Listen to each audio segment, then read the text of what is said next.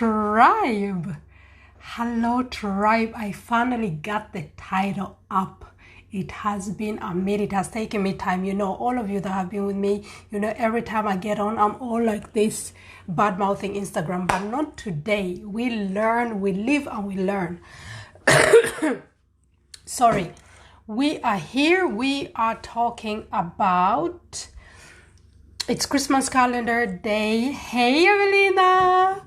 It's Christmas calendar day 7, and we are talking about guarding your peace by developing your emotional vocabulary. Oh, this topic is so dear to me. I've written so many notes because I don't want to mess it up for you. We're going to learn today, sis. We're going to learn today how to verbalize what we're feeling. So if it's your first time here, my name is Miriam Nabunya, a mindset and confidence and life coach. This Christmas, we are learning tools and keys on how to guard our peace. We need it for the season and we need it for the year that's ahead.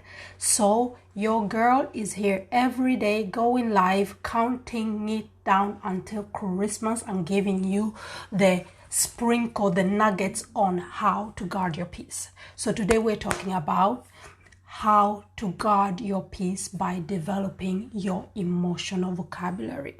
Let's get to it. It's a lunchtime live. So I'm not going to take too much of your time. But before that, have you seen how sis have done her eyeshadow? Today I'm going all out. I've been on the University of YouTube and Auntie Follw Vold. Check her out on Instagram and YouTube. She is giving us so many lessons when it comes to beauty, fashion, lifestyle, and relationships. Oh, she's on fire. Check her out on YouTube. Follw Vold. Let's jump into this. Christmas calendar day 7. We're talking about guarding your peace by developing your emotional vocabulary. So, what is emotional vocabulary, you might ask yourself? I call it a mental box in which the language that accurately describes how you are feeling is kept. So all of the language, all of the words, all of the juicy stuff that describe how you feel accurately, that's a mental box. And many of us, our mental box is a bit restricted as we grow older. As we're younger, I believe many parents try to encourage their children to describe and verbalize how they're feeling in words. For me, as a woman of color, growing up, I wasn't getting that. It wasn't like when I woke up, my aunties were like, how are you feeling today? What word would best describe how you're feeling? No, I didn't have that. It doesn't mean they didn't love me. I'm just saying that it's not something that many of us, especially people minority, have grown up with. But it is important. Emotions are an essential aspect of being human. And I always wonder, why don't we want to be human? There's over 7 billion of us out there, but we still try to figure life out without sharing emotions, without sharing our feels. Stop it, sis. It's not good for you. It's not good for your environment. It's not good for your family. You learn. Just be intentional with the words that you use on how you feel. We are diving into that. So, as children, I just said that growing up, many of us are motivated on how to verbalize how we're feeling, and others don't. But the older we get, we fall short on that. And what do you think that is? Because being in tune with our emotional vocabulary actually helps us to be more direct, but also be more communicative on how we feel. But I believe that the older we get, as adults, we are expected to be very well set off, very adjusted, and very stable. I don't know about you, but being adult doesn't mean that you are adjusted and stable. That's a myth. That's a big lie. You should be. You should have enough experience maybe to actually be close to it, but it's not just a black and white kind of thing. So, and emotions is one of them, because we are expected to know everything. And over times, our feelings that have been part of our emotional vocabulary may suddenly be considered as a weakness. Many grown-ups, probably you as well, sis, have a way of minimalizing or just using the broadest terms when it comes to the emotions they feel: angry, happy, sad. And after a while, just adopting other lingo, or language, for those of you who don't know the slang, such as cool, awesome, hardcore. What does that say? What does that say about how you're feeling? Let's be honest, because as a result is like we're forgetting how to express ourselves. It's true. Like, imagine, has somebody ever shared something with you and they say like, oh girl, COVID got me, and you get back a lol, LOL. What does that even mean? You don't even know what I'm really feeling. And they're like, oh, seriously, I'm sorry, girl. But like emojis. We are adopting short, communicative, linguistic to express our emotions. It's emojis, it's lingo, it's slangs. And that's downplaying those are internet slangs to downplay our emotions. That is what's happening.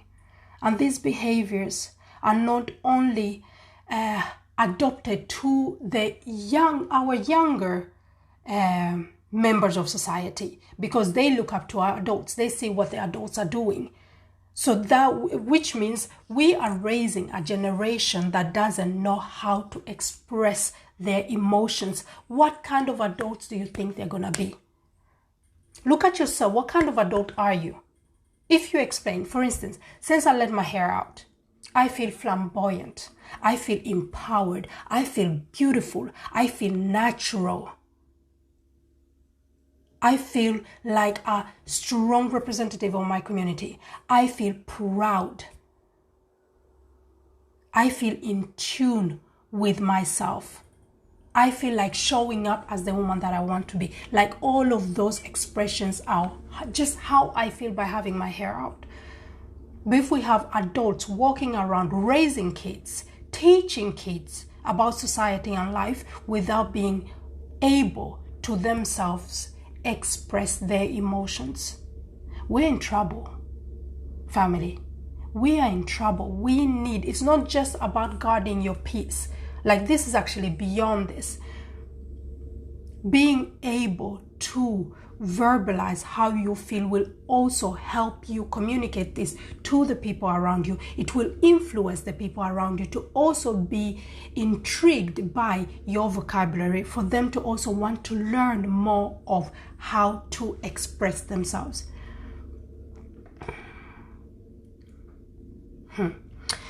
Okay, so for instance, let's talk about anger. Anger is a very normal emotion, and it's a very healthy emotion, and it's a very expressed emotion. So imagine children that can't verbalize what they're feeling, and this is very common in the first years. They can't verbalize what they're feeling. What do? Start crying, throw tantrums, get angry, and maybe throw things. So if these children are not taught to use their words to express what they're feeling, what kind of adults do you think they're going to be? What kind of inner peace do you think they're going to have? What kind of view of self do you think they're going to have? Or most importantly, what kind of civil contributors, members of society do you think they're going to be? It is a thinker, right? So I think as many of you might be struggling with developing your emotional vocabulary as a grown-up, your girl has got you covered. I will let you know when I upload a whole list of different words to describe different emotions, so you can just dive in. They will be in English, but they will also help you be curious to investigate or look into what they actually are in your native language. Let's look at other words such as frustration and anger. Frustration and anger that's not described or even explored with other words, other emotional words that are accurately describing your exact feeling. Do you know what they lead to? They can lead to disrespect, aggression, temper tantrums. And you're probably thinking like, yeah, you're still talking about children. No, I'm talking about grown-ups. Have you ever been in a discussion with a grown-up that's frustrated, that can't explain their frustration? It's a sad sight. Don't be that grown-up. Make up your mind. Be intentional about wanting to guard your peace, and in guarding your peace, using the keys that I'm sharing, and especially this one, emotional vocabulary, knowing to describe what you are feeling. Let me say, story time. When I was around 10, there was this guy in my class that used to bully me. He used to bully me, and then he even started becoming physical, where, like, I'm a woman of color, I have dark skin. You can see easily if somebody has physically abused me very quickly. So I remember coming home. I grew up in a foster family, in a Swedish foster family. So I come home to my foster mom sharing this, what had happened. And as I'm replaying what had happened in school, I started crying. And she asked me, "Are you sad?" To this day, I was 10, I still remember this conversation. She told me, "Are you sad?" I said yes. And she told me, "What else happened?" And I said that he used foul language that made me sad, that hurt my feelings. And then she said, "When you think about this, do you become even more sad?" And I was like, yes. I wish I could say that I felt violated. I felt disrespected. I felt belittled. I felt ridiculed. I felt sorrowful. But I couldn't say all of these things because I didn't have the vocabulary. I felt like an outsider. I felt like he had made mockery out of me. But I couldn't explain this. You know how the conversation ended? She asked me if I wanted my favorite dinner for dinner that day. If she would make my favorite meal for dinner that day. That's how the whole situation ended. No parent, teacher, child meeting to work through what was he doing this. None of that. I'm 36 today and I still remember the conversations. Why? Emotional vocabulary is important. If you have kids, we're in the age of raising kids. Teach them. Encourage them. And as a parent yourself, sis, encourage yourself. Learn it. Learn how to express yourself. It's good for how you show up in society. It's good for how you show up at work. It's good for how you show up as a parent. Be intrigued of how to describe how you're feeling. Feelings are good, and feeling is human. We need to be humans. Technology is taking over. And in that, we can't fall for the trap of actually missing what it is to be human. Emotions are human. I like emotions. And I like, even if you can't find your words, I like that you're trying, you're doing your best to try to describe what you're feeling. It's good and it's strength. It's confidence to take your time to describe what you're feeling. And if people don't have that time, then maybe they shouldn't be in your network. They shouldn't be in relationship with you. That's just how easy it should be. Yesterday we spoke about guarding your peace by setting healthy boundaries. That's one. If somebody doesn't have the patience for you to express what you're feeling, you know what, sis? You don't need them. And you need to respect yourself enough to take that decision, consequence, to say like, you know what? This is not working for me. If you just dropped in, we are talking about guarding your peace by developing your emotional vocabulary.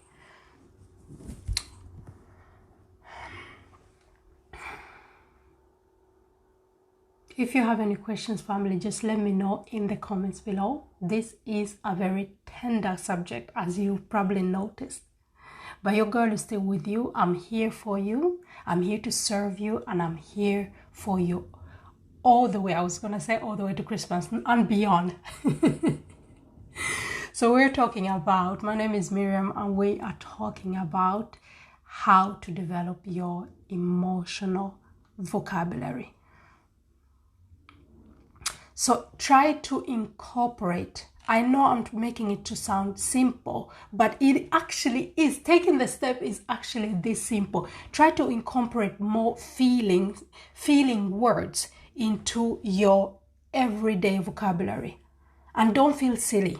Remember what I say, if people don't have the patience for it, then they don't deserve the honor of having you in their life. Don't feel silly about taking your time to incorporate different feeling words into your day-to-day environment. When somebody asks you, how are you feeling today? Don't just say fine. Just say like, you know what? I'm smitten by life. And that can just be simple, that like you're actually in a good feeling. You just feel like it's a good time to be alive. That can be an expression that you can say. Or you know what, I'm exhausted. Or you know what, I'm feeling just what's the word I'm looking for? Giggly. Or I'm feeling amazed. I'm feeling, there's so many words that you can actually use, but we always go for the fine. Because we think people can digest that. We think that's a simple word. We think that's what people want to hear. That's why if you meet me, I'm the kind of person like, I'll ask you, how are you? Or I'll ask you, how is your soul? Hey, and I'll wait for it. And I will wait for you to express it. So if you don't want to tap into your feels, you see me coming, just turn. Just turn. Because if I know you and I care about you, I will ask. Because that's what we should do. So, most adults actually do, I spoke about this, feel silly when they can't find words. But you know what? If you prioritize yourself, if you prioritize your feelings, and you take your time, other people have to adjust or leave. And the ones that complain, they have feelings that they can't express themselves. Believe me. So don't be afraid to sprinkle some few more words in your day-to-day conversations, in your vocabulary. Because it's going to help you build more intriguing and more interesting conversations, but also it will build a comprehensive emotional vocabulary. And that's good. Believe me, that's good for you. And that's good for society. And that's good for your environment. That's what I had for you today, sis. Thank you for dropping in. Thank you for your support. And every calendar is posted, uploaded on my YouTube channel, Miriam Nabunya, every day. So check it out. Share it with somebody that's not on socials. And let me know what your best takeaway is.